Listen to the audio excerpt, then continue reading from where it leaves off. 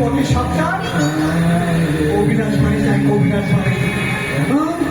আমার দাদার হাতে কানে গলায় মাথায় পায়ে গাছে সব জায়গায় চাপি, যেরকম বড় বড় চাপি। আমার কানকে দেখে একটা চাপি কি ঘুরিয়ে বেড়াচ্ছে, ওইটা ওখানে ঝুলাবে একেবারে বস্ত্র ঠিক কইছে গো মাসি, আমিও দেখেছি। একেবারে মোবাইল টিভি মধ্যে শুনতে পারে না। আমু তকে তকে আছে, একদিন না একদিন ধরবো, আর যেদিন ধরতে পারবো না তাকে সেজি পারবো একেবারে। আমার তো চেনো না। শোনো, সবার একটু পাই দাও, বুঝেছ? বসে আছো, চুপ করে বসে থাকো না। কি করে আছো কি করে? আমার পিঠে চলে যায় না। আমাদের বাড়ির কাছে যাবো না, কুকুর ধরে দেবো, টের বাবা কেমন।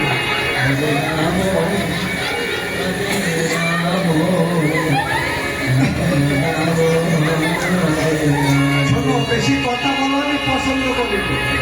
আমার মা বলেছে, কুটিলা বেশি কথা বলবো না, কারণ আমার নিন্দি করবো না। আমার দেখে তো কারণ বদনাম করছি, ওই রকম স্বভাব আছে। বেশি কথা বললে আয়ু হয়।